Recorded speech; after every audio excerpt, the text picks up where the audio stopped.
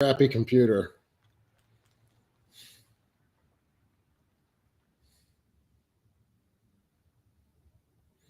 All right.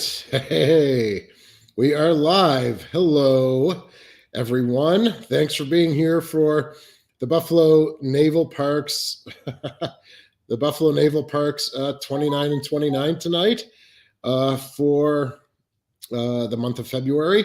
And we have a good friend of the Buffalo Naval Parks, a great friend of the USS Kidd, and we have Tim Nessmith tonight, as I'm sure you've seen. Hey, everybody. How are you doing tonight, Tim? It's been a heck of a week in just 8 hours. So very good. I like that phrase. One of those days. I'm happy to be here instead of there. Gotcha. So, yeah, we had kind of conversed earlier. So tell me what happened. What's going on today with you guys down in at USS Kidd? Well, Kidd is a jealous mistress and very attention-seeking, as all pirates are. They're prima donnas. And so about 8:30 this morning, as I was leaving my house, headed for the ship, I have a little app on my phone, security app, for our shipboard and museum security system, offsite system. And it beeped and told me that we had a flood alarm in the aft fire room. And so I had seen the system disarm just a little bit before that. So I knew our senior ship technician, Nathan Bergeron, was there. And I called him and we were calling each other at the same time. It was wonderful. And then the alarm company started calling while we were both trying to call each other. So it was a fun few minutes. But I finally got a hold of him and he said, I'm seeing a text saying that it's flooding. Are you seeing a text that's flooding? I said, yes. I said, go to the aft fire room. That's where it's telling me. He said, okay, I thought so. So I'll call you back. So he came back and he's like, it's not flooding here. There's no water in here beyond what little bit that, is seeping in through the leak that's in there. I'm like, okay. I said, well, maybe it's a bug in the system. I said, go check the other machinery spaces. I'm working my way through traffic. So by the time I got through traffic, he had already gone through the 3 machinery spaces and called me back and nothing unusual. And so I was like, okay, go check shaft alley, check both of the shaft alleys. So by the time I walked on board, all 4 spaces were accounted for. The 2 shaft alleys were accounted for. Everything was fine. And I said, okay. I said, a little glitch. Yeah, it may have been a glitch, but the river's up, the ship is floating on its way back down. We were higher last week, but we're on our way back down now. So we're closer to that cradle and we're kind of bumping in her as wakes are coming by. And so I said, you go take care of this. I'm going to start going through the voids from stem to stern. And it's possible that there is a sensor somewhere in one of those voids that we didn't know about from back in antiquity. And I hate to say antiquity because that makes Tim Rizzuto sound old, and he's not old. But from way back when the ship first got there, because they had flood alarms. They installed flood alarms way back then, but mostly just in the machinery spaces. And I found out years later, the shaft alley, and for whatever reason something was wrong with the sensors in there, and I got the alarm company to update the sensors within the past few years. And then we found just recently 2 other like crew spaces right at the wind water line that had sensors in them, and I'm like, okay, great, those work too, awesome. But they weren't listed with anything. So I'm like, well, there may be others that just aren't listed that have fallen off as we've changed alarm companies over the years. So let me do that. So I went back aft and checked the magazines, checked the voids under the armory and the ship fitter shop and the steering gear room, and everything was dry. A little bit of condensate because we got cold water coming from up north, and it was in the 60s, 70s today. So She sweats on the inside when that happens. Everything was fine. So I headed to the other end of the ship, started going through, and everything was fine from stem to stern, with the exception, I'll say, of our 5-inch magazine all the way forward, just in front of reefer and 40 millimeter mag. And I can't say about that because the hatch is jammed. So I need some help to get that undone. We can get back down into there and check. But in the past, it's been fine. But no leaks anywhere other than the 7 leaks that we already knew in the 5 spaces that we knew, the reefer and then the 4 machinery spaces. So then it kind of became, okay, well, what's going on? I called the alarm company, told them what was going on. They're like, it'll be tomorrow. I said, no, nobody's going home tonight if we have to sit here and watch and check stuff. And so he's like, okay, let me swap some stuff around. And our alarm company, God bless them, they're really good about that. So we eventually discovered that there was more water than what there should be in aft engine room. And that had developed over the course of about 6 hours. So we found it right about 2 o'clock. And it's what had caused the high water alarm. But the area where the leak is that we know about, the 2 leaks that we know about, that was dry over on the port side. Both of the leaks are on the port side where the arms on the cradle come up and touch her on the sides. So this was new. It's like, wait, those are dry. So where's the water coming? We got a new leak. Great. So we spent the afternoon right up until I think I called and left you a voicemail about 6:09 or so. And that I'm actually coming.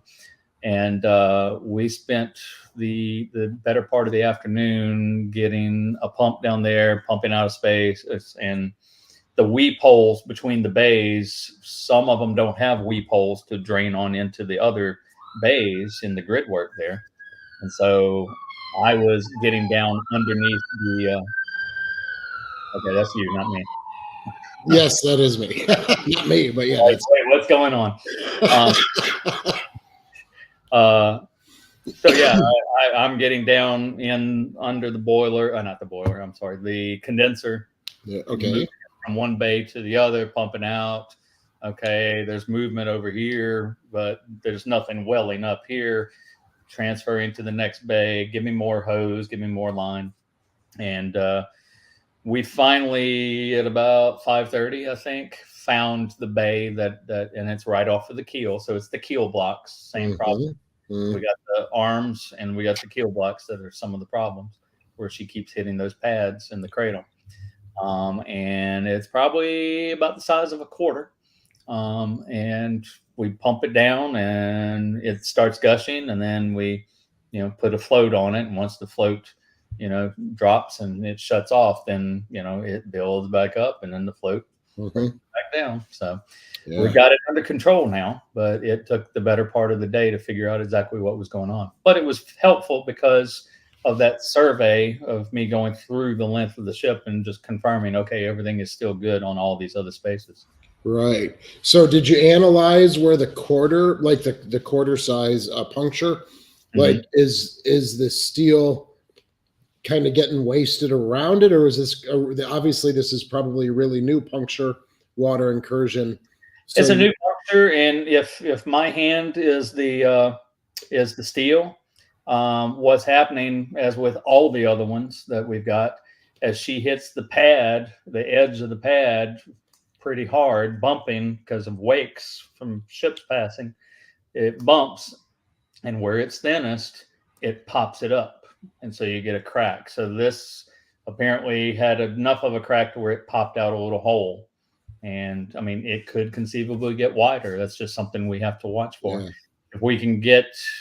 If the water will drop down a little bit more and we get less pressure shooting through, I'm hoping we can get some splash zone on it, let it harden up and seal up right there, get some of that epoxy. So you're saying it's almost like getting peeled back. Yes. Right. As opposed to just a puncture, like a perfect, not a perfect, but of course, just like a circle, right? It's almost like you're opening a can almost. Okay. Yeah. Right. So instead of like something punching through, it's something pushing up. Got it. Well, that's a big difference, right? That's a big difference to how you can repair it. And a lot of our holes are like almost more like puncture holes. But that is, as you're talking about in the cradle, that's the sustained year after year hitting and bouncing in the same spot. Yep. Hitting. Yep. Oh, We're that's doing rock, paper, scissors. yeah. No. Ooh, yeah. That's good.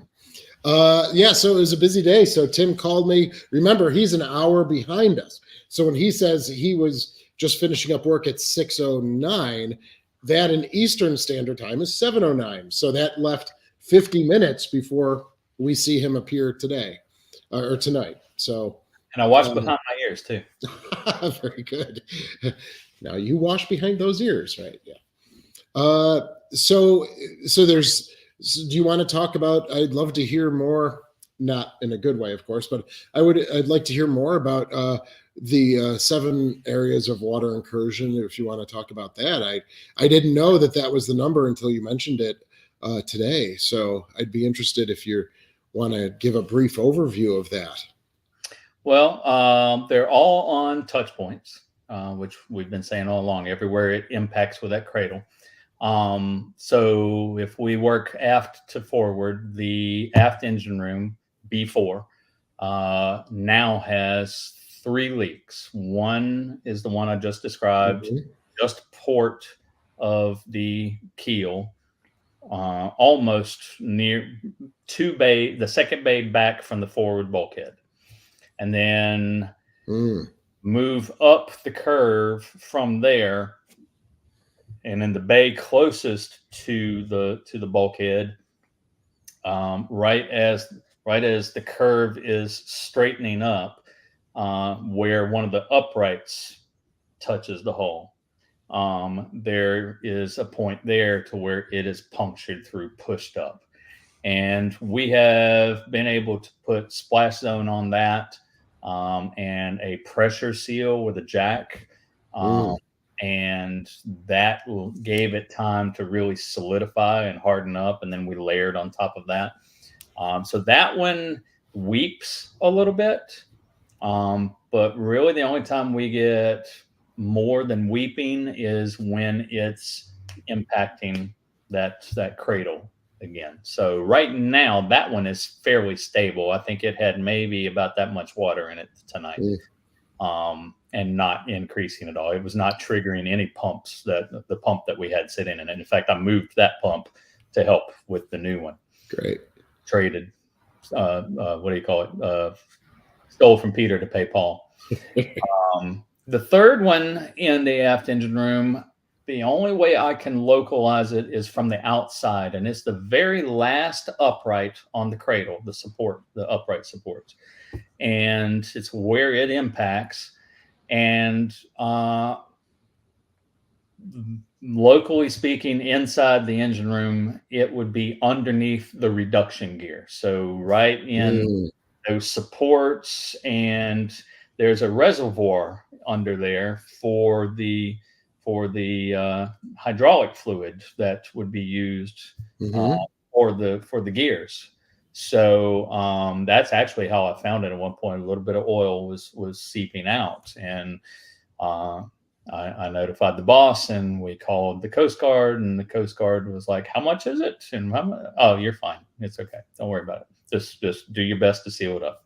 So that was very good. They're like, "We've made a note of it. If anybody complains, we are already aware of it and how much volume you're getting and all that." So just the normal everyday, every museum ship has this, where just over time all the hydraulics, oil, and lubrication that was in the piece of machinery just starts to come out, and you have a collection, and now that's actually was coming out onto and dripping down the hull on the outside. Actually dripping down the support. It was coming down, impacting the rubber, and then going down the concrete and onto the horizontal that was attached to it. I think it came down the skin of the ship, maybe about that far, and that's about it. So, yeah, not a whole lot coming out of it, and it's residuals. They emptied all that out so far as we know. It's certainly not like opening a tank full of oil and dumping it out. It's just gradually seeping out. And you did the right thing by talking to the Coast Guard and just letting them know and let them put it in their ledger. Absolutely. Right. And in fact, a friend of ours, Nick DePepe, who used to come on on the Naval Reserve NAVSEA inspections of the historic ships. One of his first times there, he found a patch of oil right in that general area and was about to write it up and everything. And his lieutenant that was in charge of him used him as a learning opportunity, teaching, much to Nick's chagrin. But now I can call Nick and go, hey, there is really oil there now, because what it was just a patch that had come down river and stuck to the skin of the ship. And the lieutenant did it really in a very great way of teaching the crew, okay, don't put pencil to paper until you know exactly what you're looking at, because you could have caused this guy heartburn with State Department of Environmental Quality, the Coast Guard, the National, etc. He could have cost him millions of dollars by accusing him of something that was not really there. So yeah, Nick, if you're watching now, there's some there, but we're good. Yeah. Oh, nice. And so that's 3 in after engine, as you mentioned. Yes. You move forward to aft fire room, and we have another section that's popped up on port side again with the upright.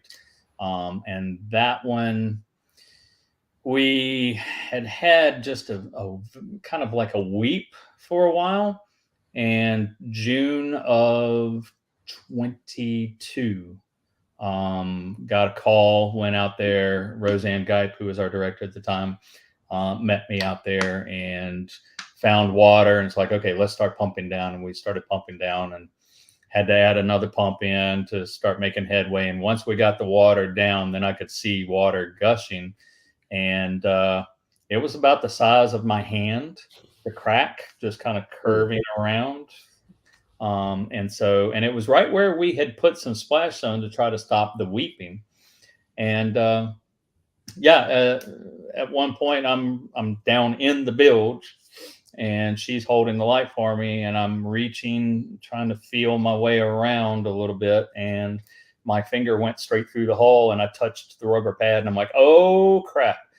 And so at that point we called some allies of ours in the river fleet, and was like, we need a little help here. And by the time they got there, something had changed with the river, the flow coming through the cradle and under the ship, and it had slowed down enough to where it wasn't gushing. And yeah, we took and put a pressure seal, polypropylene, not polypropylene, what do you call it?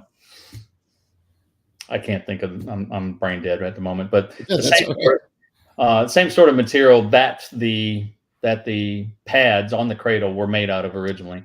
Put a little thin strip on it, and then put a jack on top of it, put a bar above that across the between the I-beams, the longitudinals, and then applied pressure. And that did a lot of good to it. It sealed it up. And then we've since, when it was dry, taken it off, put some splash zone, let it harden up, and then put the pressure seal back on it. Right now, that one, we'll get a trickle out of it, kind of a steady trickle at its worst, but that's relatively stable, knock on wood. Yeah. Forward engine room has one. So we're up to 3, 4, we're up to number 5. Forward engine room has one. And it's very, very, very slow, and we can't find the source. So that tells me that it's somewhere underneath. It may be under the reduction gear like the other engine room, but it is somewhere near the keel. It's not up on the uprights anywhere. How long has that been going on, and what type of investigative techniques did you guys use to try and locate the one in the forward engine room? You said forward engine room, right? Forward engine room. Yeah. That it's kind of weird. That one, the way these pads and everything are working, and the ship going up and down, makes for some interesting investigative work and some interesting symptoms, because at times there won't be a leak. In fact, the first time I saw water in there was September of 19, and then it stopped, and it wasn't anything in there for like a year. And then some appeared, and then it stopped, and then some appeared, and now it's kind of a regular weeping, but it only gets at most about, what is that, 2 inches, about 2 inches deep. Knock on wood. But just observing, walking through the engine room, looking at the sides where we know the curvature of the hull, the upper curve, knowing where the pads are, the uprights, Right. and not seeing any streaking or discoloration from silt coming in with the water. So we know it's not up there, and you're able to see the hull there. On the starboard side, where the upper walkway is, and the condenser and the reduction gear are closer to the hull, it's a little bit harder to see, but you can walk on that graded walkway and with your flashlight look down and see if you've got any water pooling or any discoloration still. So if we know it's not the uprights, then it's got to be the keel. And you're able to climb under the condenser and examine the keel through there. But once you get past the condenser toward the reduction gear, that's where it's a tight fit and a crawl space, and we just haven't found anything yet. So it's got to be, I'm betting it's on the starboard side of the keel under the reduction gear.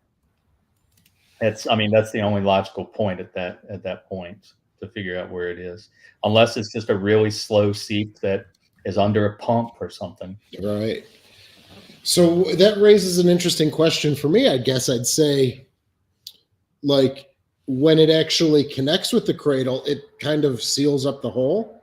Like, is that kind of sometimes it depends on where she lands on those blocks? Because if she's landing on the edge of a block, like with the uprights, if that crack or that hole is on, or lifted plate is on the edge, then it may push in a little more than it would if it was further back on the solid surface of it.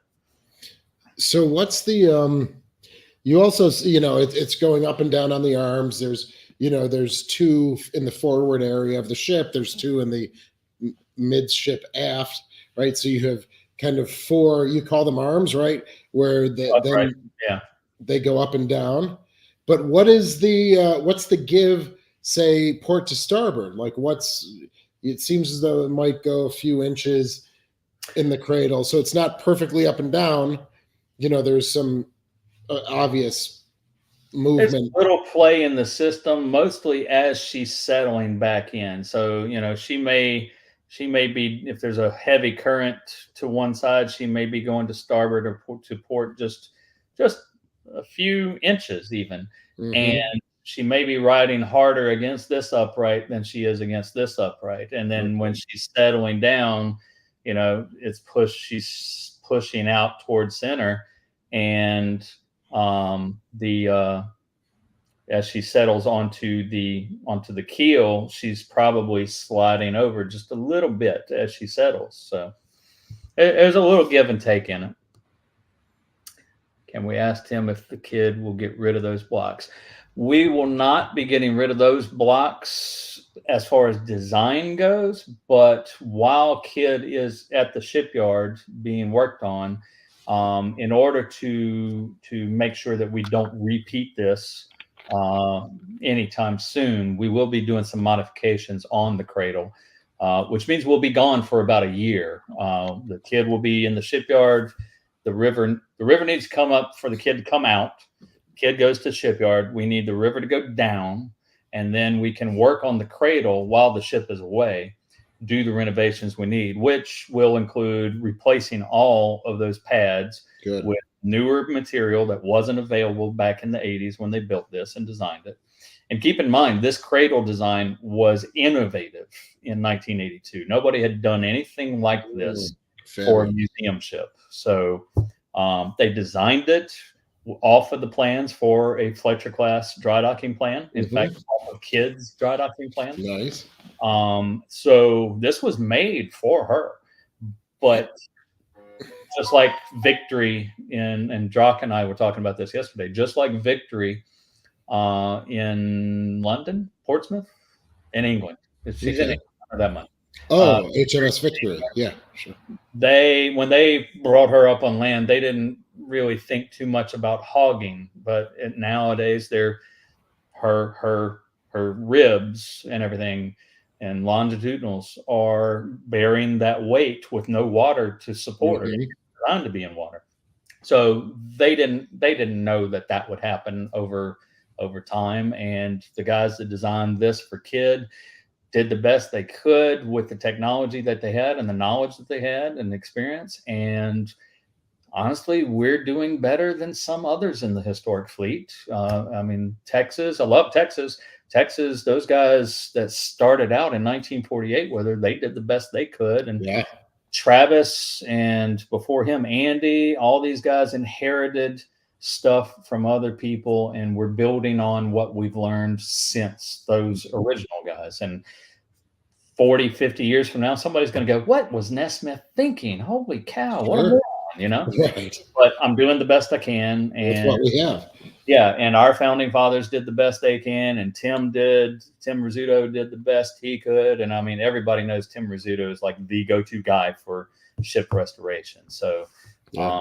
you know, it's every ship has its own unique challenges and needs. Yeah, and the view of museum ships changes over time as well, right? So you get, especially we brought up the Texas. Travis is very open in saying from the time the Texas became a museum ship, for about 40 years they did absolutely zero to the ship, right? Like he said that at Hinz's. You know, he said, you know, from 48 or 52 through I don't know the ending year 1980 or something.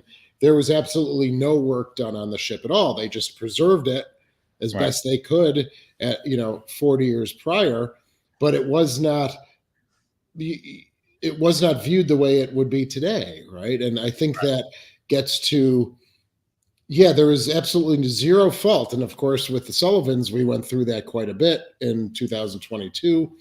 And you just can't blame the prior staff. No. Nor I don't think you can blame the current staff of any museum ship. It's, we do what we can do with what we have. And I mean, there's no, you know, magic fairy guardian angel coming in, giving us each $500 million or something. So I want a Harry Potter wand. Just wave it. Levioso, lift her out of the cradle and let's go, you know? Yeah, you know, I know that's yeah, so we each have our own different challenges. And so to talk about the river, one of those things that I can relate with, we don't have a cradle, we don't have the blocking system, you know, just that's inherent in the system, nor do we have the Mississippi River, right? So our rivers, the Buffalo River is a little more stable, but you know, you've been mentioning, we've talked a couple times on the phone over the past couple of weeks, and you've mentioned about the Mississippi River. We've covered this in the past, but it seems though every year there's a new factor that's coming into play. You know, it takes a little longer for the melt from up north to hit you guys, or it's not as great. So why don't you talk a little bit about what's currently happening? You know, if you're in water right now, how deep is it? Where do you need to be to go to dry dock? You just mentioned that a few minutes ago. So, well, I'll actually check for you on my phone while I'm talking. For those that don't know, there is a 40-foot difference between high and low water on the Mississippi River in Baton Rouge annually. Jeez. Or it can be. Thank you. That's the most extreme. That's the most extreme. So if you've seen pictures of the levee at Baton Rouge, there's concrete steps going up the levee. The highest that the river will be allowed to get on that levee, on those steps, is the third step from the top of the levee. And that's very near the top. And at that point, if it hits that, they're going to open the Morganza Spillway north of Baton Rouge to alleviate the pressure on the levees south of it and divert water into the Atchafalaya Basin to our west, which will flow down the Atchafalaya River. And it's something like 20 miles wide, not the river, but the basin is 20 miles wide. They'll flood that basin, and that goes straight down to the Gulf, to Morgan City, and out into the Gulf. And then there's another one south of us, which does nothing for us. Whenever they open the Bonnie Kari Spillway, just north of New Orleans, they're diverting water into Lake Pontchartrain.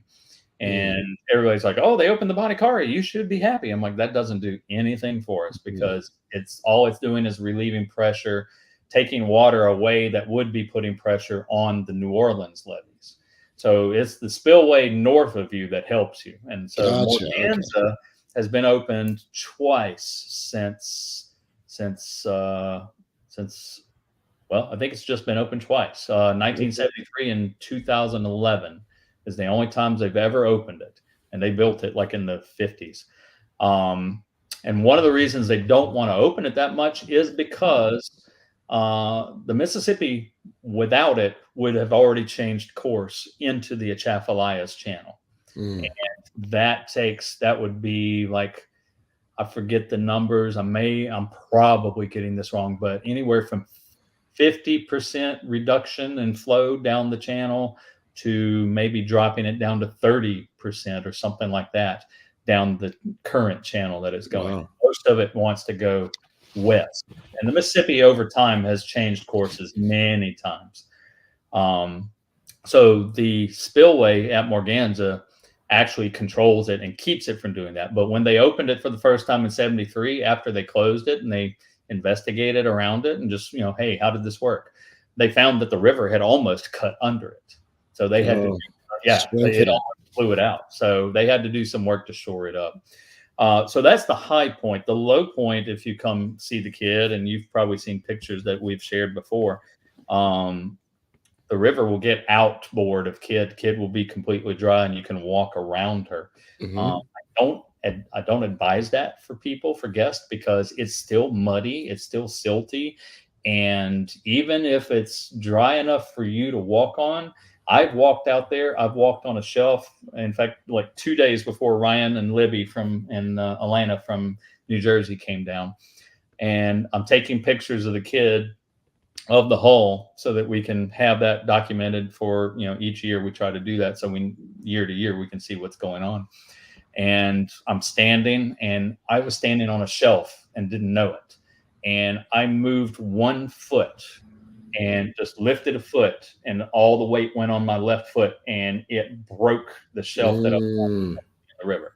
So don't walk around the Kidd. It's not safe. I don't advise it. Don't play around the Mississippi River. That's very smart. I get paid to play around it, and even then, it's not safe. Right now, we are at just under 27 feet on the gauge, on the river gauge.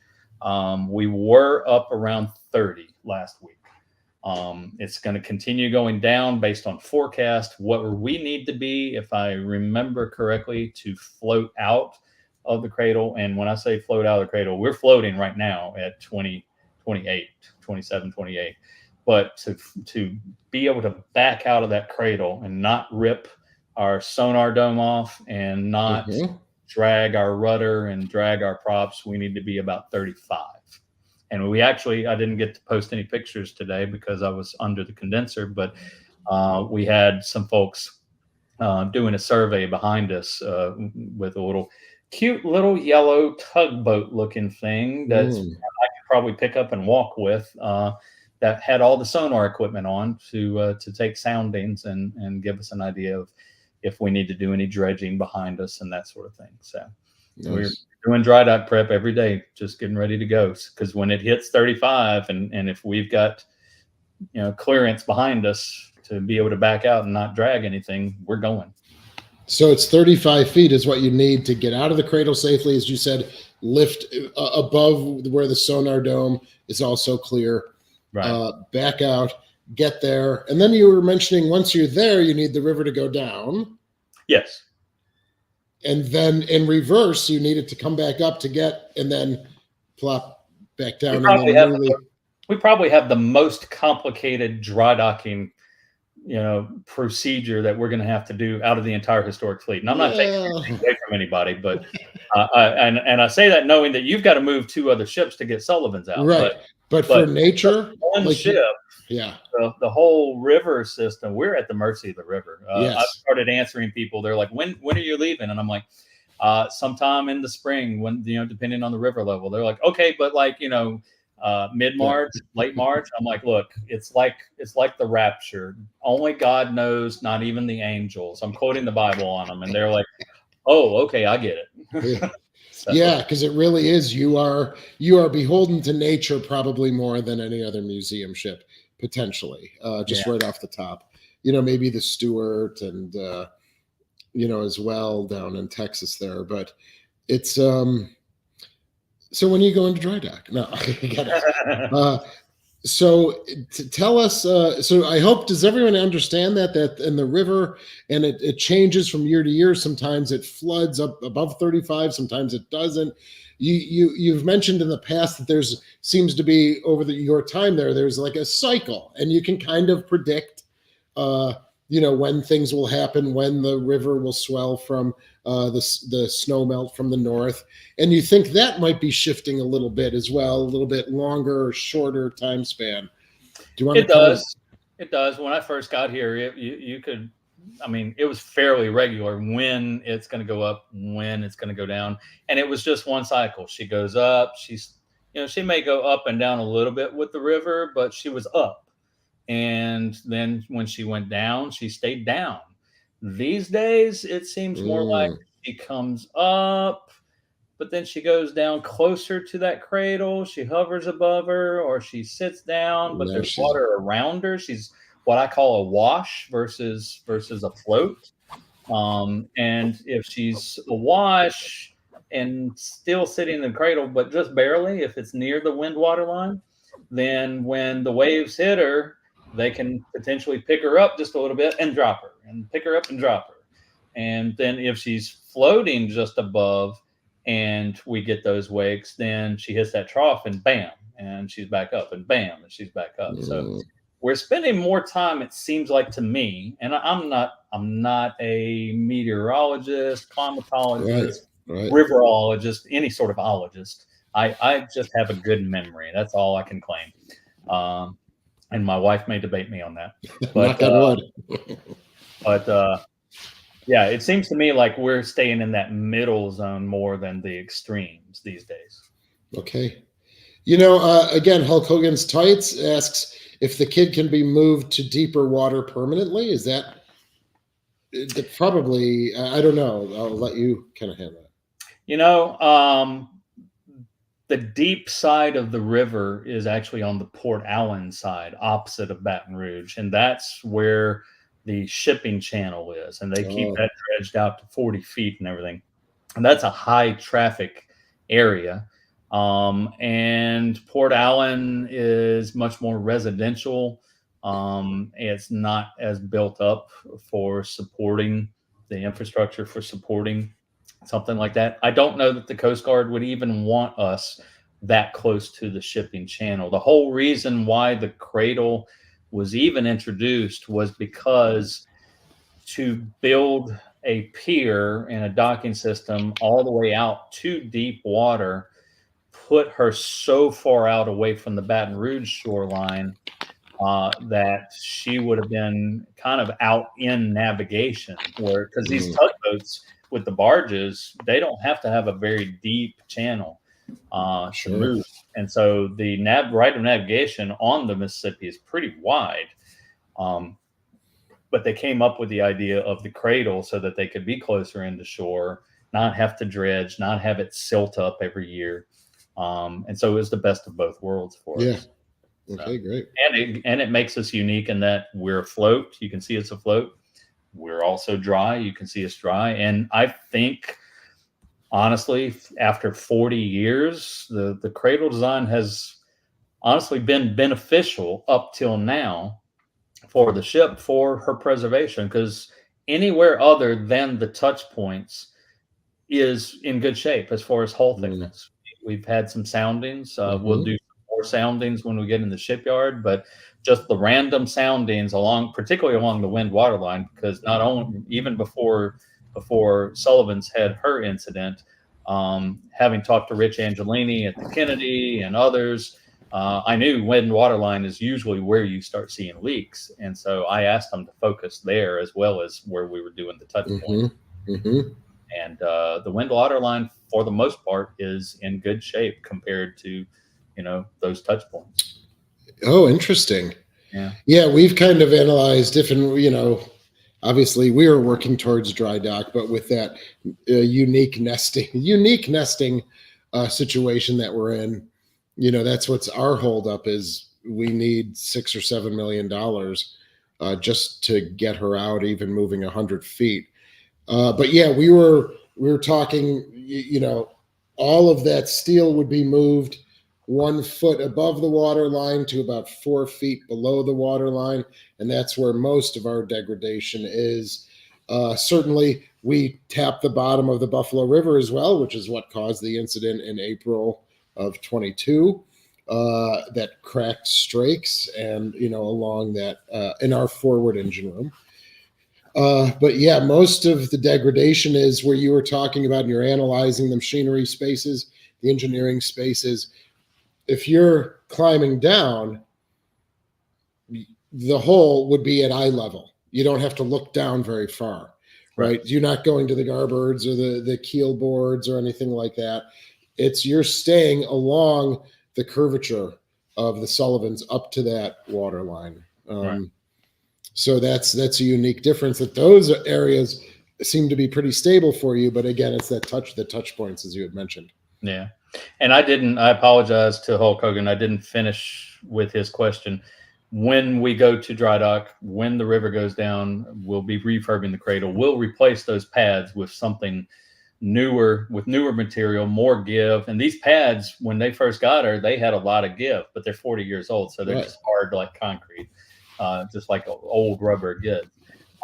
We will attach those with a better form of attachment, because again, they had never done it before. They attached them with steel, just like the Arizona Memorial. The original wall, the original marble, was attached with steel fasteners, and it started rusting in the saltwater environment, and they called it the bleeding wall because the rust was staining the marble. So I think Elvis put on a show to help the American AMVETS, I think, raised the money to replace the original marble on the wall.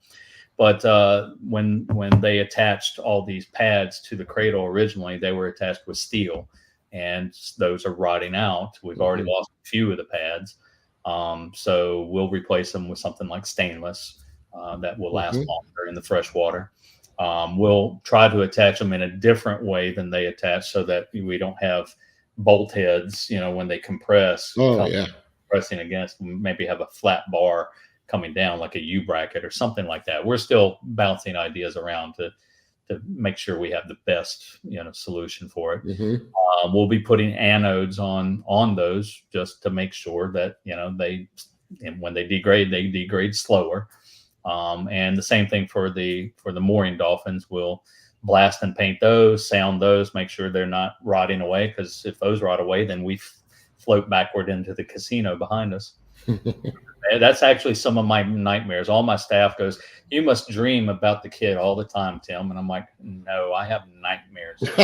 Right. It's not a pleasant dream. Usually if you're dreaming of a museum ship, it's a nightmare.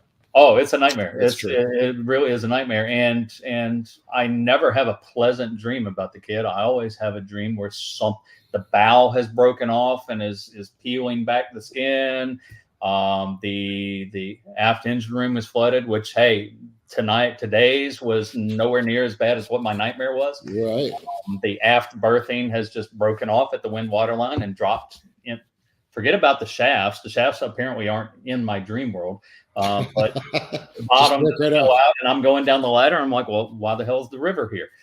So yeah, all sorts of stuff like that. Kind of like the Admiral Reed. I've encountered in real life so far is as bad as my nightmares. So that's a good thing. Good. That's a really good thing. Yeah, but that's what we're gonna do with the cradle, Hulk Hogan. Yeah, there it is. So will you be? So did you guys hire an independent manager for your dry dock? That was recommended by other people and other teams that we had talked to, is keep it away from your staff. Hire someone that knows their stuff, but they will be there on the day-to-day dry docking, working with the dry docking company and their workers, so that your staff can now do other things. And that kind of triggered it, because you might have a lot of your staff working on those things you just mentioned, right? So they won't really be managing the dry dock potentially. Or you so did you hire someone independently to kind of oversee your dry docking plan and work? Well, some of our funding is coming from the state. So the state has a department of, let's see, what's it called?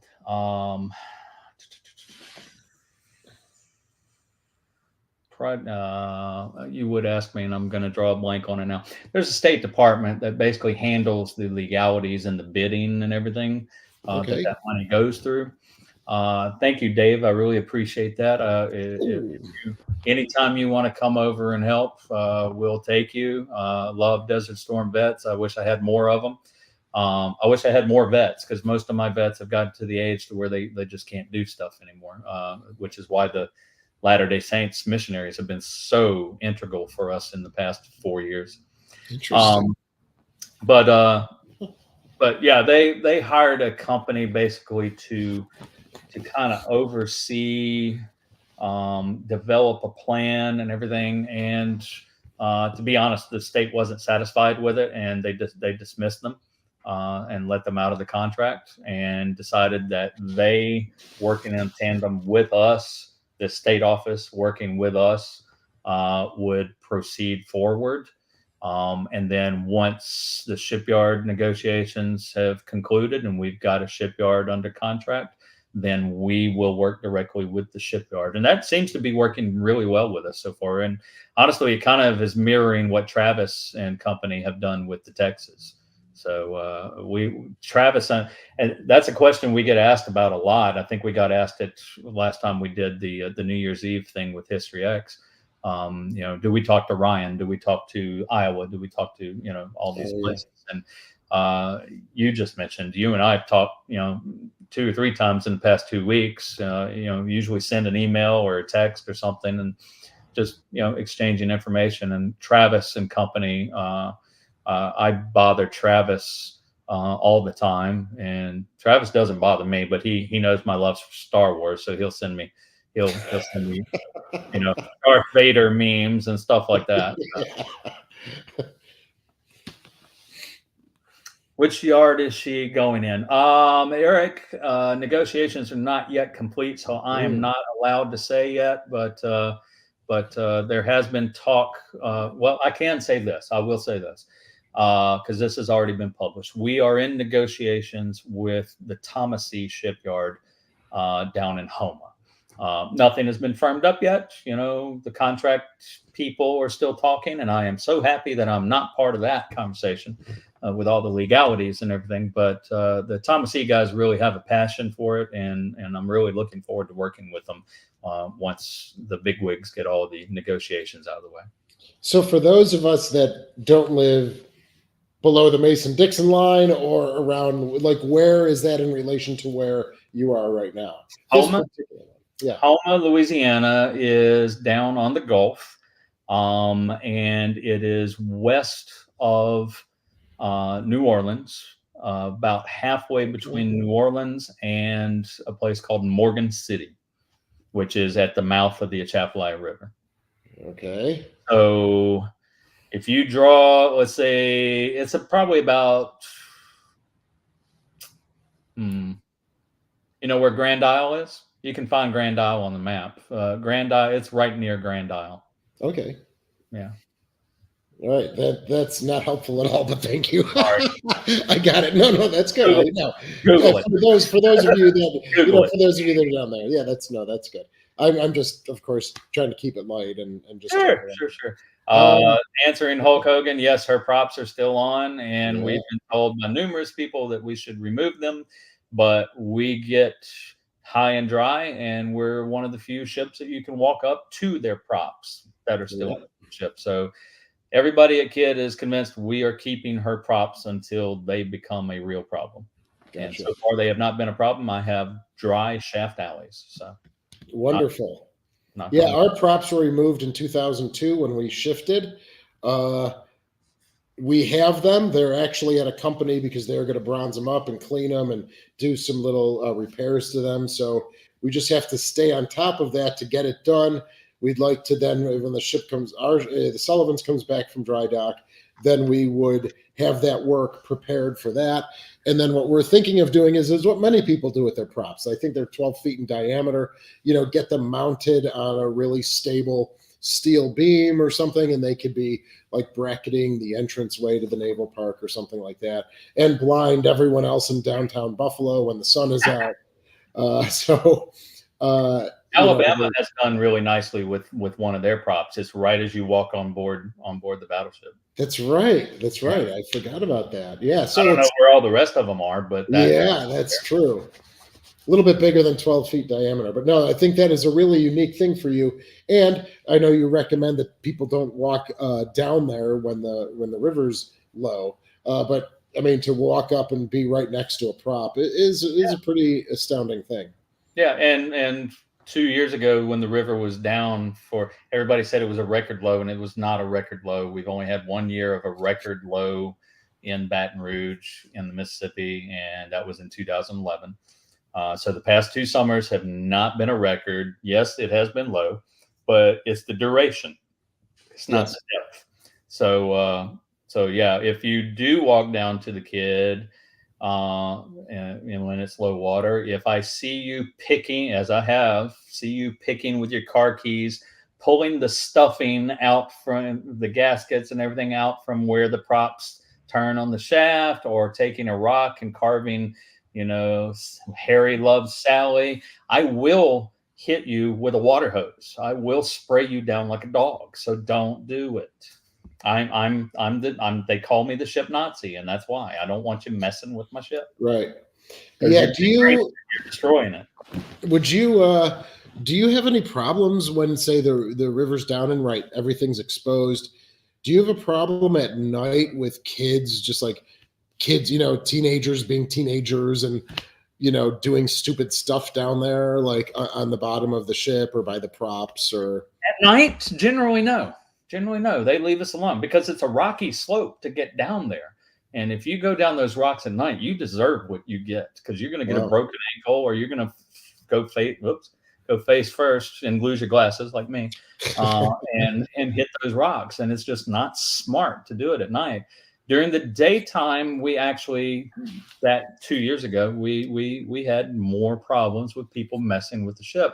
They're trying to climb. They're putting their little kids up on the cone, the prop, and the kid's starting to slide off. And it's like, get your kid off there. He's going to hurt himself. If he falls and hits himself on that blade, it's going to hurt.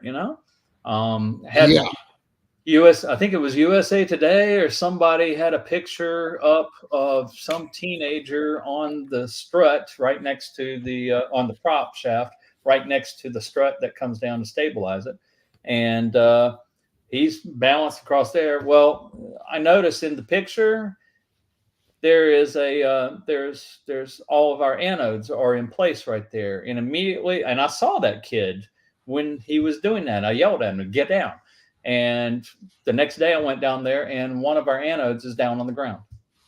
Yep. So yeah, no, you mess with the ship, you're destroying the ship. So don't do it. Spray away with water, Tim. Yeah, I love that. Oh yeah, there, Frank, good old Frank. I love that. And by the way, John Epp is on, and Ed Zakowski is a grumpy old man, and I love him, and I give him crap all the time, and he gives me crap, and it's a mutual grumpy relationship. Wait, who is this? John Epp, about 1, 2, 3, 4, 5, 6, 7 up. Oh yeah, sure. What is an anode? An anode is it comes in different types, but it's a little, think of it like a brick that's attached to the metal of the hull, and it's a different type of metal, so that the bronze propellers versus the steel, they don't steal electrons from each other. Instead, the electrons are stolen from the anode. It's called a sacrificial anode. So you can have them in zinc, magnesium, and aluminum, the 3 that I hear of most. Mm-hmm.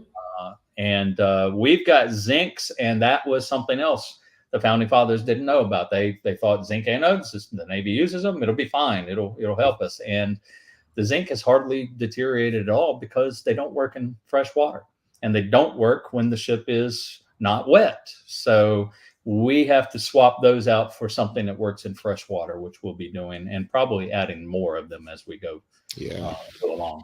Yeah, I think magnesium is probably the best choice for freshwater, right? Probably so. Yeah. That's a great question, Blitz. Yeah, Blitz Wolf. There he is. Yeah, thank you. What is an anode? So talk to me about the sonar dome. What are you guys doing with the sonar dome when you go to dry dock? Is there I just did with your help, did the video on the sonar dome and the underwater sound room. It was crazy. I still haven't figured it all out yet with that space. But we had a great conversation about that I took today. I'm sorry? I've got some pictures of our underwater sound room for you that I took today because we were talking about that earlier. So I'll send it to you after we're done tonight. Yeah, I think that the space, it's so weird because after I did the video, I went back to the blueprints because I don't have them with me, like as I'm down there. The hatch that I was standing in the video is almost like the rod meter room, but it says underwater sound room, like on the actual hatch. Right. So I'm wondering if Steven, I just got to go back and check that out because it's on the hatch. It says underwater sound room. The compartment number is the right compartment number. And then I look at the actual map and it says rod meter space. And so that's just, again, now for you guys that are watching and listening and stuff, that's just one of those things that we all do when we do a video. We do it, and then we're like, oh, let's see, maybe do a follow-up or, so a lot of us do that. So as you can see my face, I'm pretty perplexed about this. So I got to check it out more. What are your thoughts on that? Or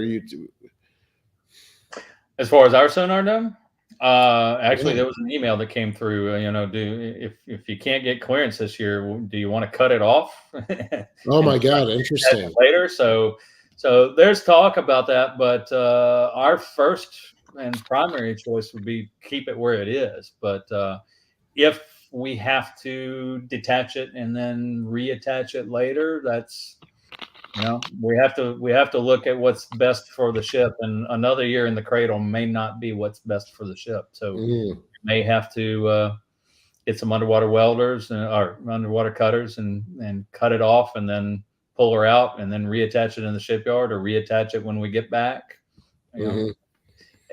We're looking at all possibilities and all potentials and weighing the options and what's best for the ship.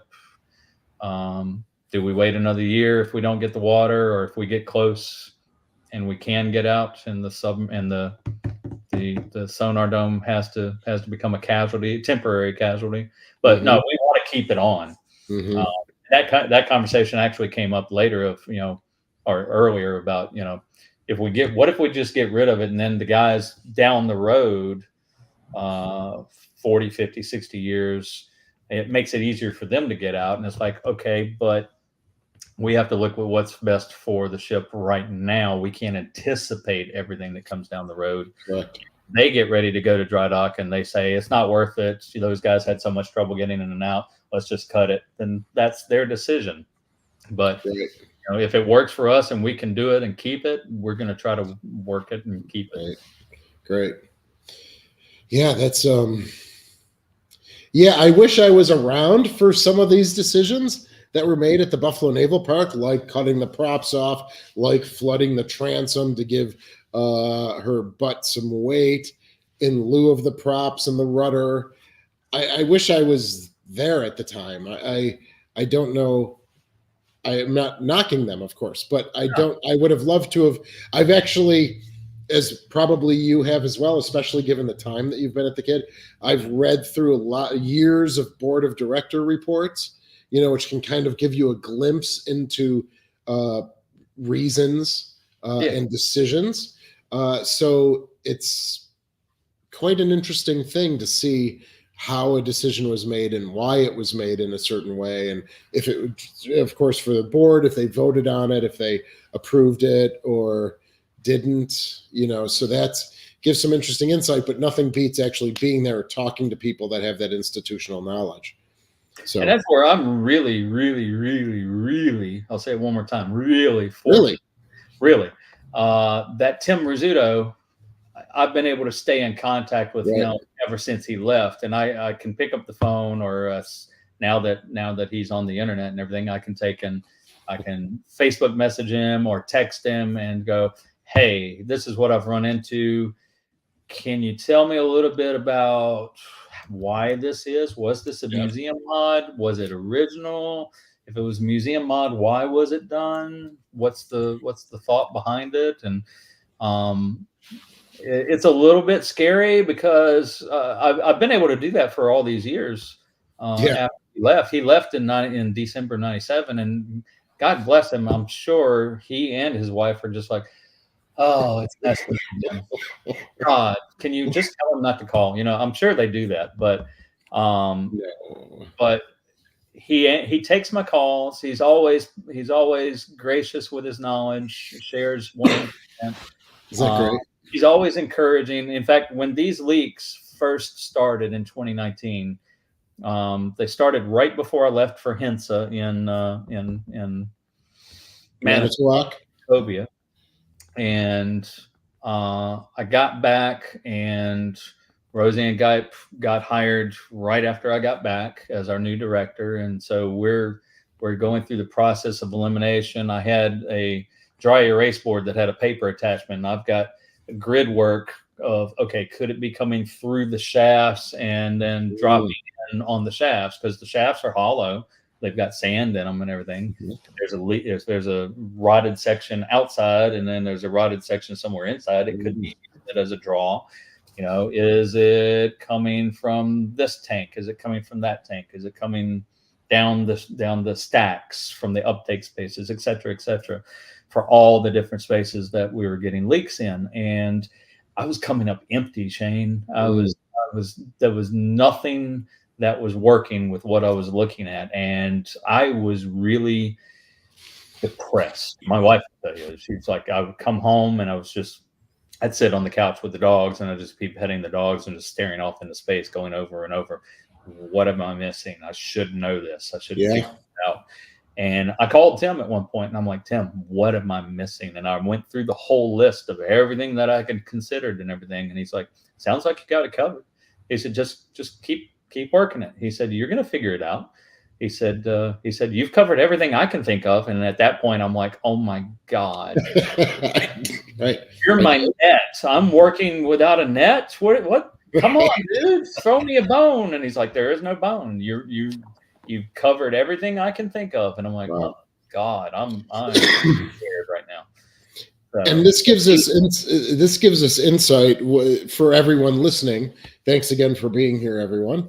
I hope you're enjoying this. I'm sure you are. Thank you. I get a little awkward. You guys blather on about their jobs. Right. No, but this is unique in the museum world. I worked at a different museum before this one. And, when I'm describing it to people, I say, well, when you go home, if you work in an office building or a plaza or a little, office park, when you go home, do you think of your building? Do you worry about your cubicle when you go home? I hope my building falls down. Well, for various reasons. I love my ship, but I hate my building. I understand. You've said that. But see, so that's what we're saying, and that's what Tim is conveying right now, is that this is a very unique place, and a lot of the factors have to come together. Now, man, I'm just almost hitting my 6th year anniversary here. Well, thank you. Or condolences, whichever fits best. A little column A, a little column B. But just the institutional knowledge of developing it.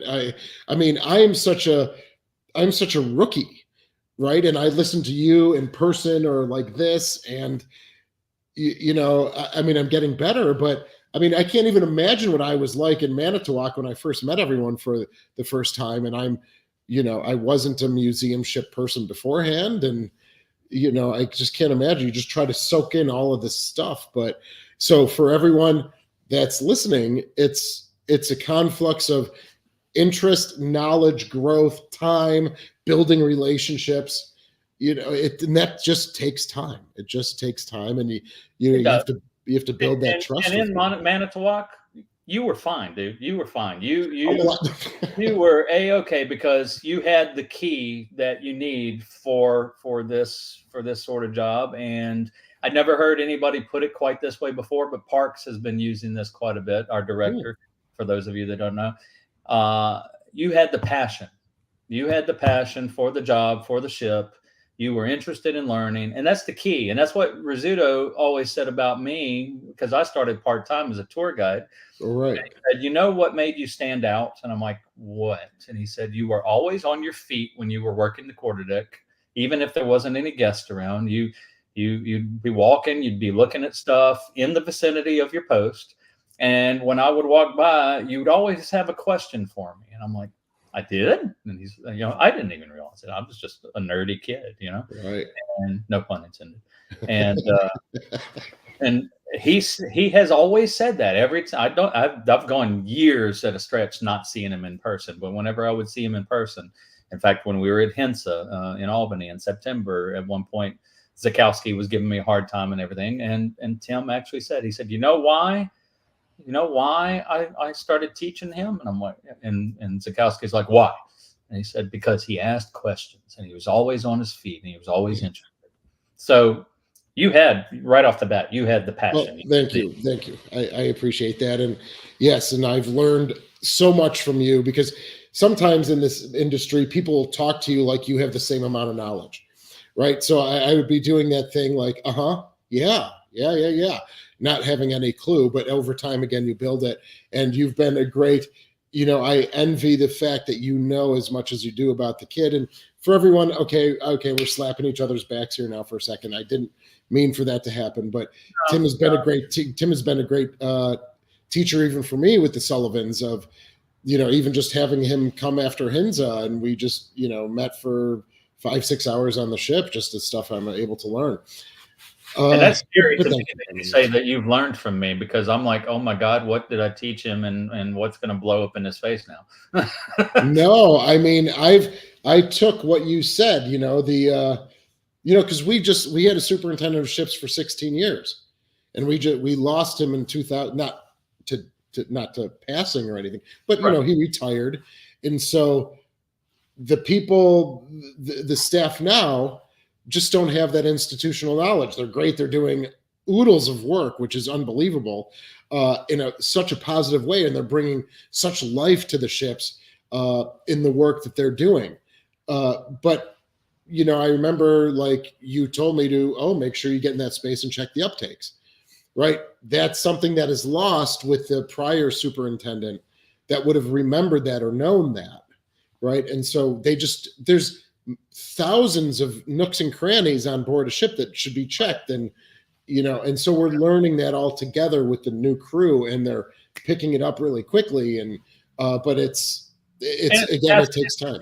The ship, and from generation to generation. And that, in my time around the Kidd, that's something I've noticed talking to people in HENSA, is the generational transfer. It's been lacking over the years. And honestly, since Manitowoc, I've noticed there's a lot more networking going on in HENSA, and I'm really excited to see that.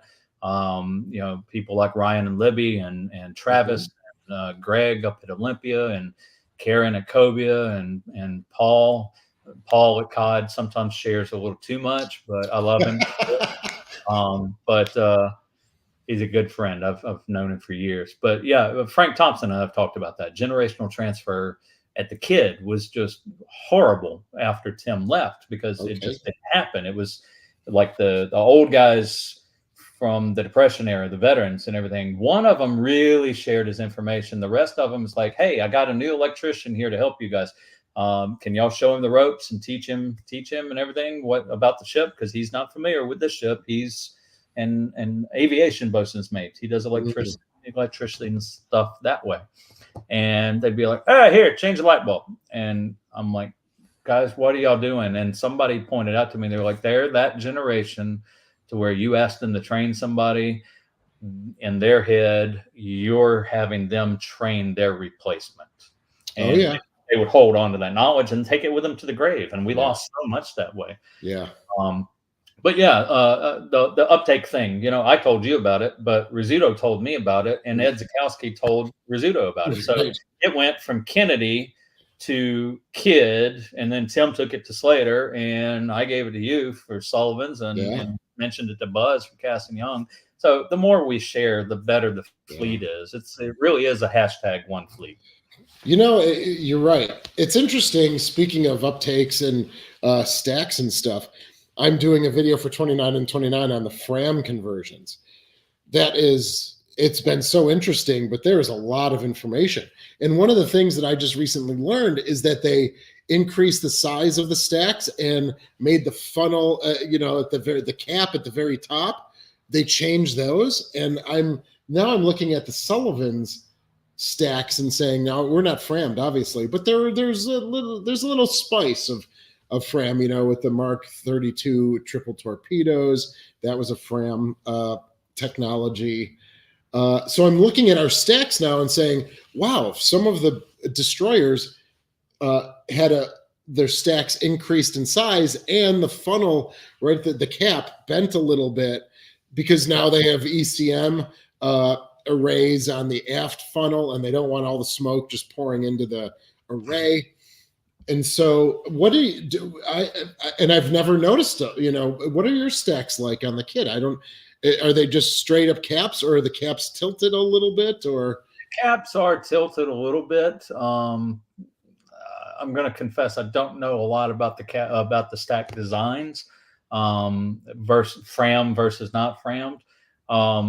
You mentioned that there's a little bit here and a little bit there, but Sullivan's wasn't Frammed, and that's kind of what I've picked up. Rizzuto told me at one point that no Fletchers underwent a Fram, and I'm like, wait, hold on, what about the tripod mast? And he said, well, Right. That doesn't necessarily mean that they went through the Fram program. Some of what they learned from Framming filtered to the other destroyers, but they didn't necessarily go through the Fram. And then I read later, and I saw you just put up 3 fingers. There were 2 or 3 Fletchers that actually did go through a Fram. So Yes, there's a little mystique around the Fram program of it is. what was Frammed, what wasn't Frammed, but got Fram-like adaptations. Yeah. So. And that's true. And watch that video, because I go line by line with every single Fram, every single destroyer, in general, not every single, because there was probably about 130, just off the top, 130 ships that were Frammed about. Mm-hmm. But yeah, there are 3 Fletchers very early on, like the Nicholas, so they're all in that 440, 445 to 450. Okay. Fletcher, Nicholas, Radford. Yeah, or Radford. There's one that's like 450 or 447. I can't remember, but okay. So the 3 of those but those were the only 3 Fletchers. But yeah, we have our tripod mast, and that was to hold a heavier array, right? So that's something I learned doing that. So the stacks I'm paying attention to now. So now I'm going to look at pictures of the Kidd and see, have they grown, or is it just the cap that they're talking about? Or did they actually increase in length? It may be the cap. Tim had told me at one point that the theory was that the forward smokestack is still the stack that she had in World War II, because the crew, that's where they had kind of carved with the welder, the welding mark with the pirate to keep it so they could bring it back. And they apparently went to the shipyard guys in Hunters Point and said, please save the stack, because the repair plans that they had put together, they were going to scrap the stack and put a new one on. And they desperately wanted that pirate outline to stay.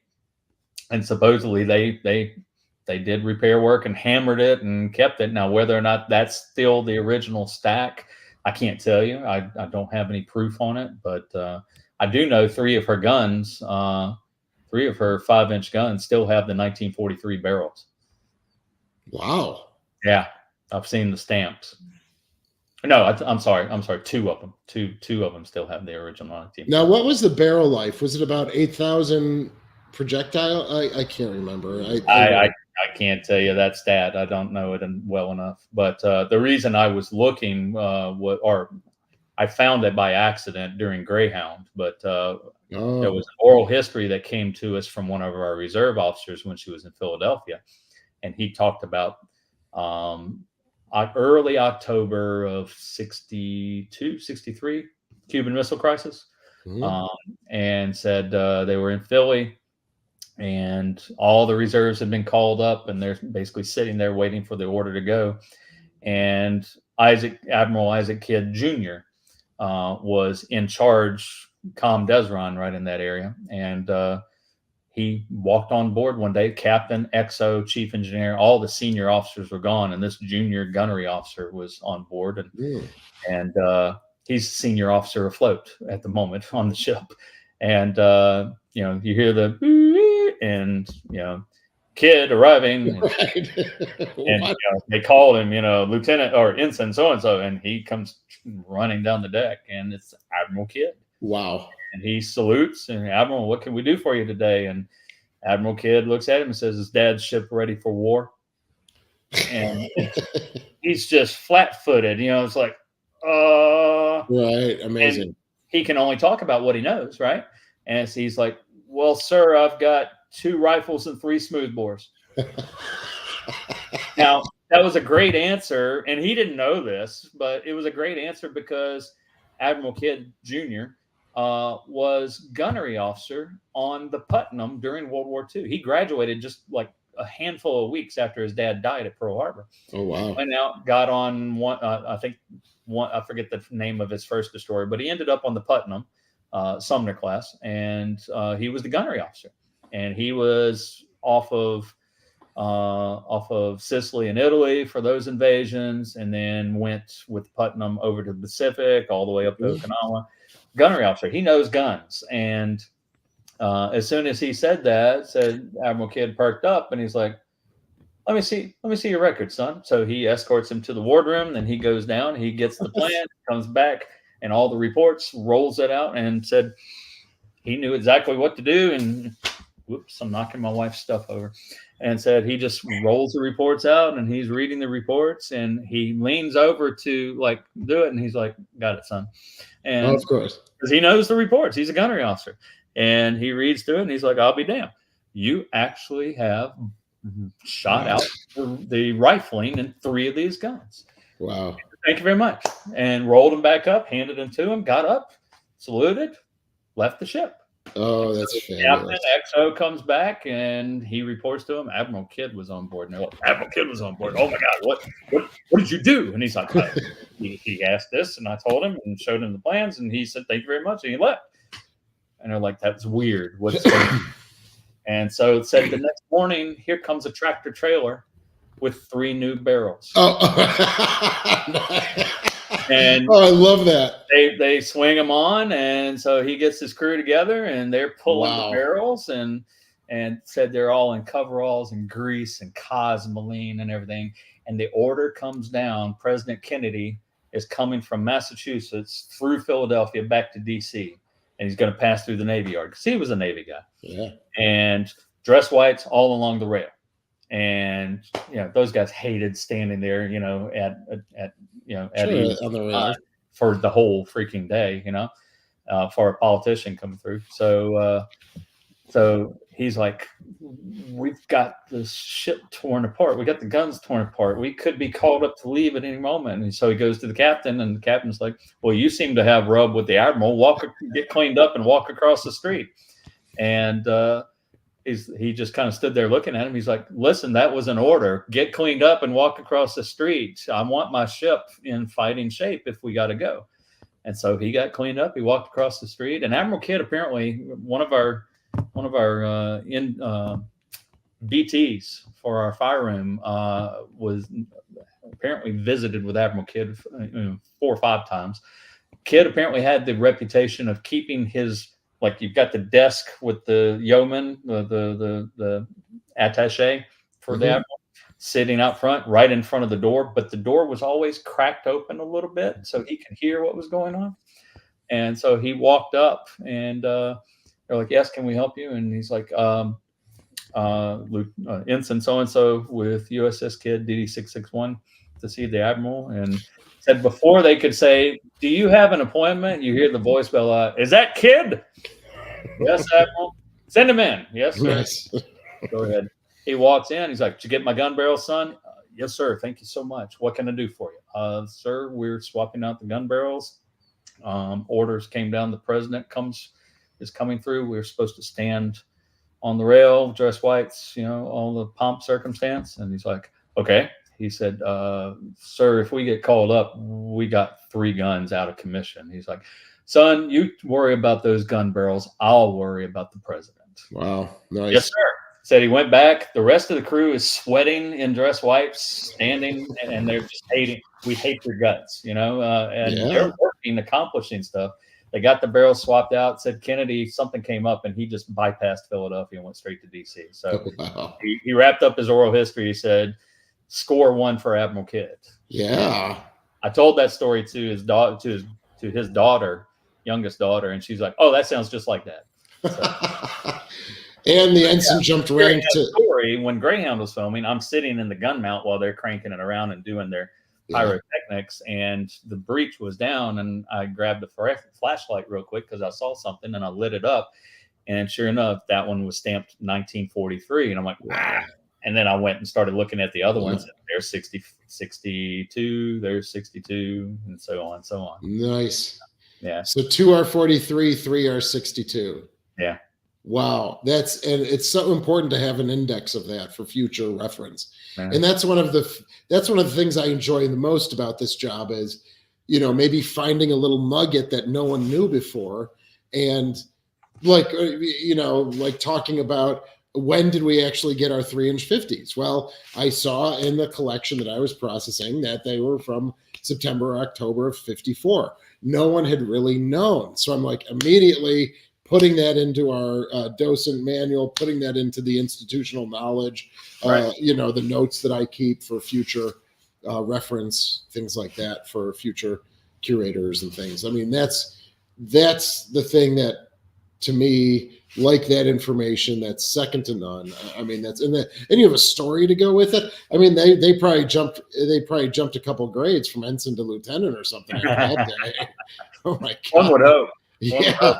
That's amazing. To answer Dave Tozy, yes, those oral histories are on our website. They're in text form. They're not audio, but you can go to our website and look for the oral histories. I think they're listed under Remember Back When. That's all of our oral history program. And you can find a couple of videos on our YouTube channel, one from a radarman from World War II and one from that BT I was talking about, Richard Hammond, talking about how you start up the boilers. So to me, it's really interesting. To other people, it might be like yawn, but now, do you know Eric's question? Which barrels? Do you know which barrels are for the original? Eric, I'd be honest with you. I have to go back with a flashlight and look again. I just look again. I would for that instance. I want to say I was in 52, but I may have been in 51. I just don't remember. I'd have to go back and look. I'm sorry. It would be interesting if the 2 main deck ones were the 43s, and then the 3 ones on the upper levels were like the ones that were changed in 62, giving a little insight maybe into the construction, right? The mounts were configured slightly differently with that, the overhead with the 3 slats of steel or the 2 slats of steel. So there were slight differences between the 2 on the main deck and then the 3 on the 01 level.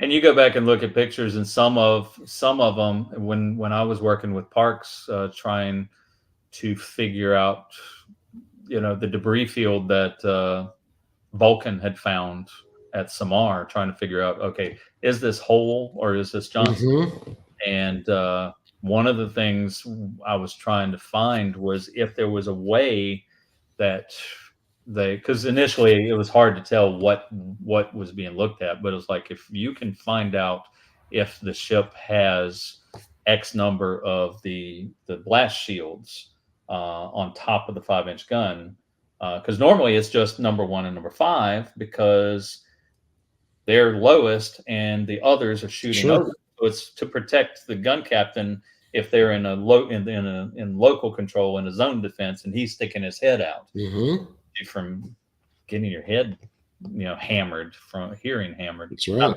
hearing, but the concussion knocking you down. And one of them, and I forget which one of them had all 5 mounts had the blast shield. So, which was an oddity. And so it's like, okay, one is not like the other. There's your difference. But unfortunately, all the guns were flipped upside down. So that had come off. I know for a fact that we have. Okay, so this is another little thing that we've talked about fairly recently at the Naval Park. There's been a lot of talk about, because we lost 53, Mount 53, when we went to the 3-inch 50s.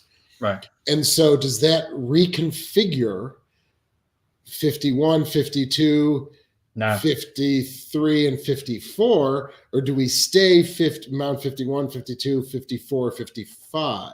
I have your answer for that, courtesy of Ed Sikowski, because he's got his Facebook page where he's putting up blueprints and manuals and everything. And when you take away a gun or change out guns and for a different type, so like you lost 53, yeah, you're still configured from bow to stern 51, 52, 54, 55. Really? Yes. Because I read as you actually change. Don is confirming for me in the chat. You keep the numbers. Interesting. Okay. Yeah. All right. We'll readjust that. But so I know then now for this story, for Mount 54, we do have a blast shield for the 3-inch 50 that's right above it, one level above it. Okay. I'm trying to think. Certainly Mount 51. I can't offhand remember if Mount 52 has them, but 50, 51, 54, 55, I know for a fact have them. Okay. So that's one of those little quirks. According to the shipyard, which is really weird. Every Fletcher is a little bit different from the standard design depending on what shipyard they come from. Sure. Yeah, you have the basic plans from Gibbs and Cox or whatever, but then there's, as we were talking about with the sonar dome stuff, there's little wartime modifications here and there, or depending on the service, what they plan on doing with the ship moving forward. It's interesting. It's interesting. It's like an archaeological dig at times. It is. It really is. And it's not, but it's there in front of you. So archaeologically, everything's in front of you, but you're still trying to figure out what leads from what to what to what, right, and why and why and why and why. And that's one of the fun things about, even for volunteers. If you guys and gals who are watching now, you want to volunteer, that's one of the skill sets that we'd look for is, problem solving, or what leads to what. Right. I know that's very scientific of me to say it like that, but hey, ships are STEM and STEAM. So yeah, both literally and science, technology, engineering, art, and yeah, or whatever. No, mechanical. I don't forget what the M is. Mechanical. Yeah. Mechanical. Yeah. That's right. Science, technology, STEM or STEAM, right. What you're talking about with like weld marks and everything, that's the exact reason why I went to, after Hensa, I went to visit Buzz on Casting Young and you on Sullivan's, because I wanted to see if there was any archaeological evidence for where we're changing stuff when we go to the shipyard to dry dock with the mess deck ladders. Because y'all still have the mess deck ladders the way that Kidd originally had them. Y'all never got the dumbwaiter that we got. And so I've got weld marks showing where the ladder went and the arrangement, but how deep in it goes, the angle, what got displaced, are there hooks, back behind all that fire control equipment where there were bunks hung from them, that sort of stuff. And I learned a lot just from looking at those two ladder wells that you guys have, and y'all's are different from each other somewhat. So right, every detail can inform you. That's right. And I remember we spent some time on starboard, forward of the emergency diesel. There used to be berthing there, and now we've got our big transformers there. I think you said you might have transformers like right across from the scullery. Right? You wanted to see evidence behind our transformers if there were Right. hooks there for the berthing there as well. Yeah, what we've got there right now is sonar amplifiers Okay. for the post-war sonar, and we'll be pulling those out because the original plans from World War II shows a 14-man mess table. And from talking with Matt and Shay at Alabama, they have pictures of the crew standing in the chow line getting their food and everything. And you can see black and white crew members. Remember, in World War II, it was segregated. Black and white crew members standing in line together to get their food. But they know for a fact that even though they don't have pictures of it, there was one table that the black crew members had to eat at, and they didn't sit at the same table as the white crew. And that's probably the case with you guys, probably the case with us. There's not a lot of people they just didn't record that sort of thing. It was just commonplace. It happened. Everybody knew what to do and when to do it. So when we're looking at our mess deck and everything, they've got 10-man tables all around.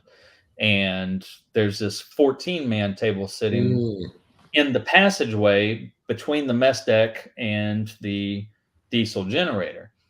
And 14-man table is kind of odd. Why would you have a 14-man table?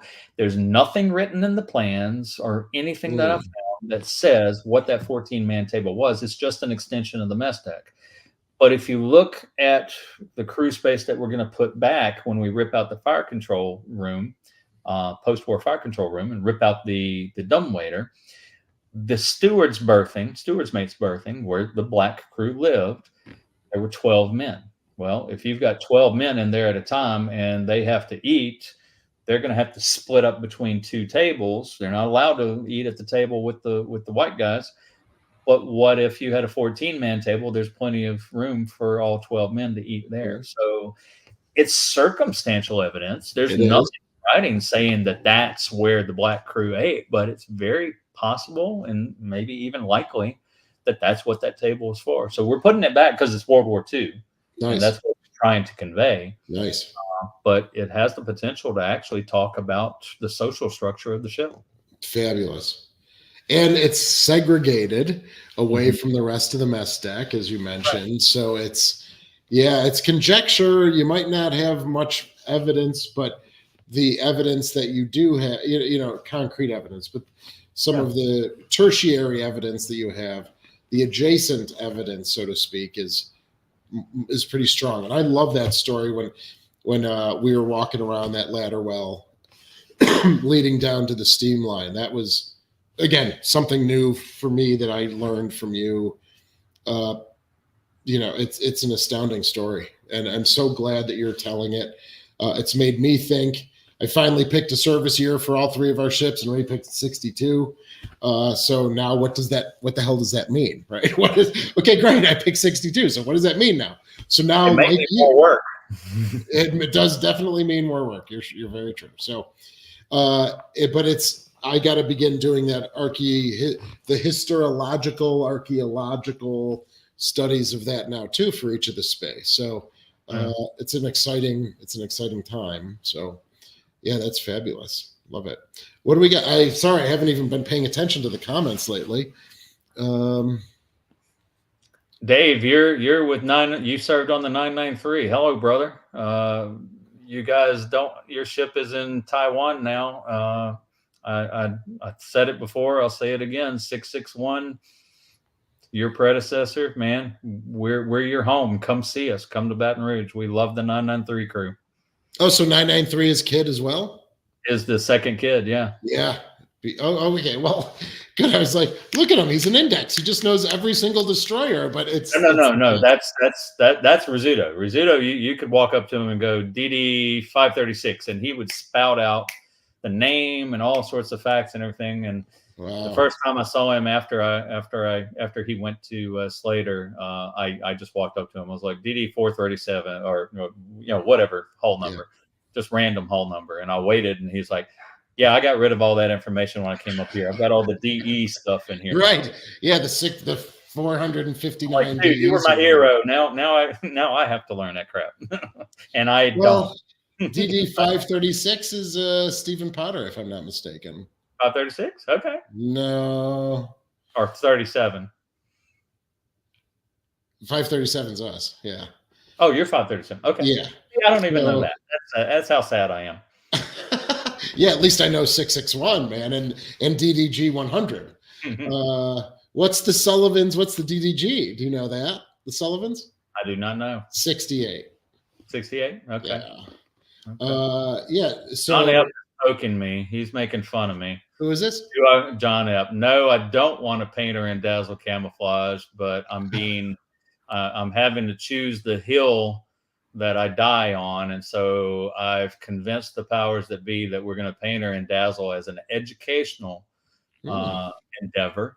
And we'll talk for 4 or 5 years about the difference between measure 22, how measure 22 hides the ship, and dazzle doesn't. It stands out like a sore thumb, but it confuses the torpedo men and the gunners. What direction is she going, what the distance is, and everything. And then when we repaint again 4 or 5 years down the road, then we will go to our original camouflage from 43 and talk about the difference there, and then wrap around to measure 22. And by that time, I'll be retired and ready to retire, and I can leave it in the next shipkeeper's hands as to what hill he wants to die on, or she wants to die on. That's great. So were you did have dazzle in 1944. Oh, Eric H.S. or was she ever in dazzle? Gotcha. So she was in dazzle pattern. You said in 44? Yeah, about June we have photos of her in June, July of 44 with it. I'm not sure when she got painted in dazzle, but it's sometime in 44. And then by the time she got refit, December of 44, January 45, she came out in measure 22. So was her wartime service ocean blue? Her early service, yes. Okay. Measure 21, I think, is what it was. It was the all blue. Everything was blue. Yeah. And then she went to dazzle and then graded in 45, like when she was back for refit. Yeah. Yep. Yeah, we were all blue. She went to that modern haze gray that actually looks more gray than blue. Yeah, that's one of the things that upsets me about, as you said, dying on a hill. I was going to do the same thing with the 80th years before the sinking. I was going to do from, say, 2023 to 2025, the 80th years of World War II, in the overall blue scheme.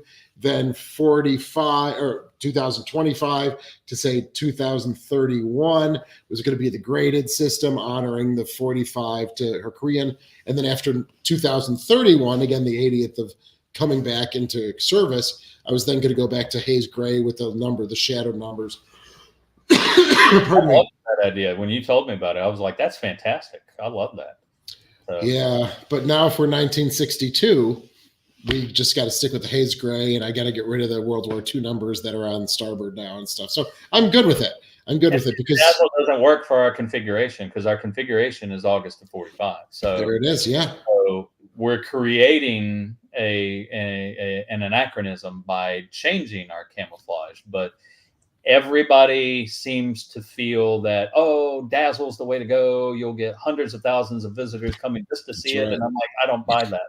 I'm sorry, I just don't. People come in to see a paint scheme from across the country or across the world. I don't buy that.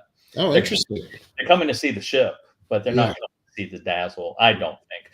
Chat, tell me if I'm wrong. I will be very happy to be wrong, but that's I think it would make that initial splash. I think it totally would make a splash right on the news. For a couple of years, but for a length of time, I don't know that it would hold out. So Yeah, but as long as the Department of Interior preservation standards, as long as you can prove that it was in that scheme, Mm-hmm. you have a right to use that. So even though it's not in your service year that your historical fabric of the ship, because if you chose to, you would have the backing of the preservation standards put forth by the Department of the Interior, And it'll because be you true do. dazzle. It won't be the artistic dazzle that some of the ships in Britain got, like the artistic interpretation of dazzle to celebrate the World War I anniversary, which was neat. It brings art into it. Yeah. It's an educational thing. But I noticed at least one of the ships got left in that. And Yeah. it's like, ooh, no, come on, dude. Right. Rizzuto has told me I'm too much of a purist. I need to be more flexible. So I like that. he That's trained funny. me. It's his fault. Yeah, totally. It would totally be his fault. No offense to Tim and John. No, Please. we love Tim. Tim's Yeah. awesome. Yeah, he's so I think it could kind of begin wrapping up the conversation a little bit. We talked about the current state of the Kidd, and you're right on top of it. And yeah, as best you can, and you're keeping an eye on things with you and your crew and volunteers. The water levels we talked about a little bit in the Mississippi River and how that affects your ship. Some dry docking, and I didn't realize that concurrently you would be working on the cradle, the blocking, the arms, changing out the padding, and of course, right, those things are like cement now after the sun and the water, and then we just shot the stuff for a little bit, which is fabulous, and it's always fun. Thing. It totally is. It absolutely is. Does anyone? Well, there you go. Frank says he'll come and see the Dazzle. Okay. Dazzle might attract attention in tourists, but might not have thought about visiting. Okay, well, thank you, Michael. Appreciate it. Any other final thoughts about anything? I'll be honest. I'm kind of brain dead tonight. Yeah, I know, and I understand you've been crawling around. I mean, I watch you guys at Buffalo. I watch Travis. I watch Ryan at New Jersey. I watch Karen at Cobia, Paul at Cod. The little group that we have on Facebook where the curators and the ship keepers and everything can kind of talk and exchange ideas. I value that greatly. Sometimes we go off the deep end with Star Wars and Lord of the Rings references. Paul came up this week with one of the craziest. It was a great mystery, and apparently I solved it, and I'm getting a prize for it. But just a Beatles picture with Muhammad Ali and Ringo wearing a Submarine Races T-shirt, and I learned so much from all of y'all just doing this sort of banter back and forth, and stories come up and stuff like that. So anytime I get to visit with my peers in the fleet, I learn so much, and hopefully I know you said you learned from me, and that still scares me, but I enjoy working with everybody and sharing knowledge because it needs to be shared. If it's all in my head and I get hit by a bus, it's gone. So Ryan, I learned so much every time I talk to Ryan. He has just a great breadth, not just a depth of knowledge, but a breadth of knowledge about all sorts of things. I don't think he sleeps. I think he just is awake all the time studying and learning. I could believe that. I could believe that too. Yeah, I think I absolutely agree with the time, the people have been involved, different experiences, different ships, best practices, hard lessons learned.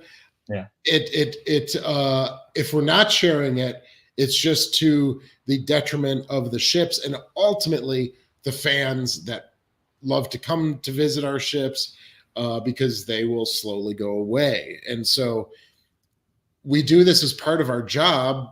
As you mentioned, all the players that we network with. And I left out Buzz. Buzz just commented. He said he values the contacts and sharing as well. And Buzz, you say the word, and that giant rooster is going to be shipped to you. That is great. I will pay good money to see that mounted at the gangway of Cass and Young. Oh, come on, Buzz, you got to do it. Why don't you tell that story real quick? We're pulling off artifacts from the ship right now. If you come to the Kidd, you're going to see compartments completely bare in some areas because we're getting stuff off to go into dry dock so that it's not a fire hazard and we don't lose any one of a kind things. So we have offsite storage, just like Texas did for their dry docking. So we needed pallets, and one of our crew members' brother is an employee at Tractor Supply, and we drove up to Tractor Supply with our van and filled it with as many pallets as we could get. And while we were walking out to the van, there's this gigantic rooster, very colorful, made out of aluminum, and stands taller than me, or as tall as me. And I'm not that tall, but it's a gigantic rooster. It's big for a rooster. And it's a big rooster. And it reminded me of this Cartoon Network, or no, not Cartoon Network. It was when I was in college, the Animaniacs, they had a character named Chicken Boo, a giant chicken rooster that walked around and pretended to be people. And I saw it and took a picture of it and sent it to. Did I send it to you, Shane? I think I did. You did. Yeah.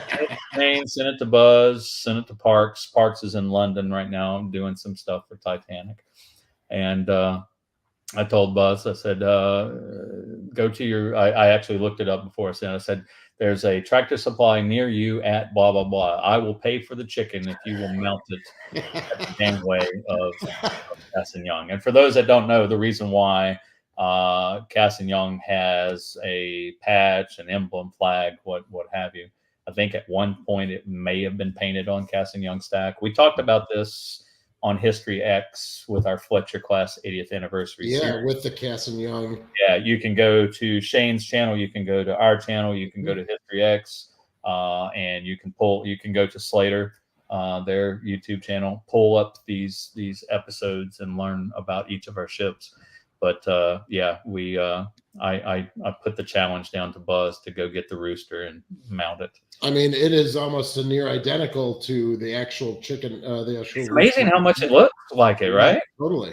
Let's see. He got spoken to about adding an M to the bridge wing. The rooster arrives, and we would be told to take your tools and leave. I know. Yeah, they're. You could paint a pirate flag on the wing. They'd know where it came from. Yeah. Okay, so tell me a little bit about the M on the bridge wing.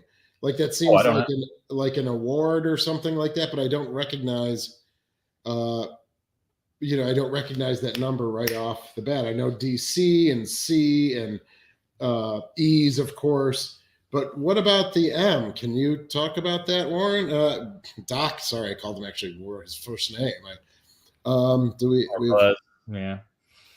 While we're waiting for him to respond, Lego History Sam, good to see you. Always enjoy. Thank you for supporting the channel.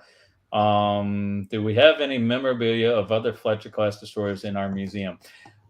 We used to have something that Tim Rizzuto created while he was here. And you'll see it replicated on Slater if you go see Slater. He took one crew space and put glass covers on the crew's footlockers in that space.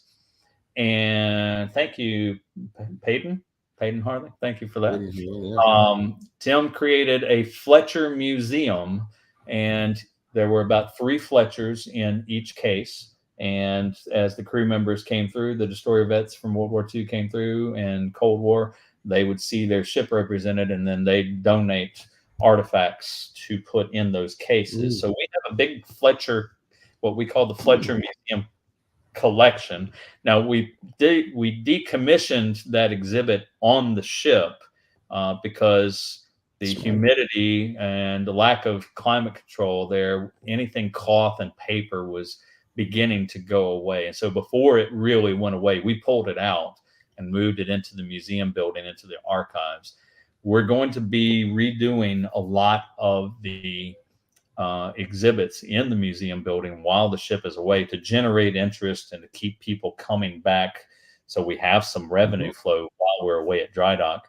Nice. And one of the things that we want to do, we're not going to be able to put every ship out all at once like we had on board ship, but instead what we will have is 2 or a couple of cases, 2 or 3 cases with a couple of ships, 2 or 3 ships represented, and then we'll rotate them every few months. That's the tentative plan right now. But yes, we do have a large collection.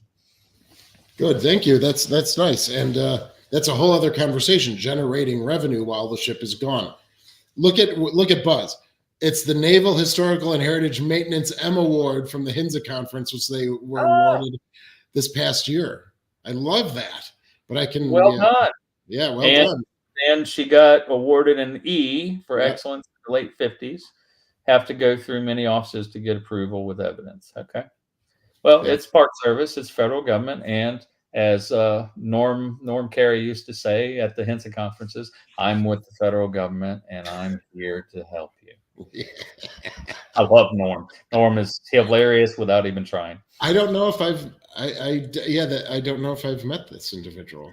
Frank Thompson, I think, has the job that Norm had back in the day. Oh, okay. All right. Frank kind of came up under Norm. Gotcha. Yes. Yeah. Okay.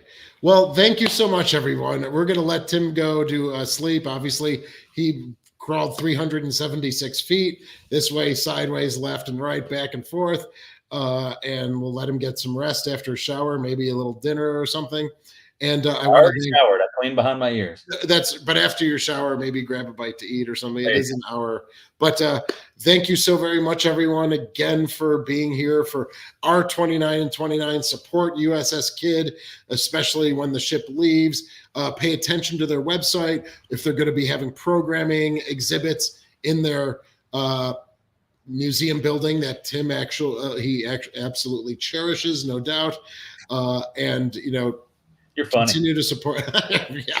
Continue to support all the Kidd. Thanks for checking into our channel and all that stuff. And can't thank you enough, everyone. We will, for those of you that are following, we'll see you again tomorrow. Tomorrow is the kind of deep dive into the seaplane hangar on the Little Rock. Then Friday is going to be the Fram video that we were talking about earlier. And we will stay in touch with Tim and continue to get updates. And don't forget, Tim is coming back next month for the Museum Ship Mafia on the second Wednesday of the month at 8 p.m. Eastern, 7 p.m. Central. So we'll be engaging with him again just in a few weeks. Just a couple of weeks, we'll be talking about how I got my unique, pickup line. If I'd gotten this in college, I would have been just a Mac Daddy picking up girls. But I'm married now, and I can't use it for that. That's right. That's right. Understood. Well, that's too bad. Silver lining with everything, right? There you go. Okay. Thanks, everyone. We'll see you again soon. Thanks, guys.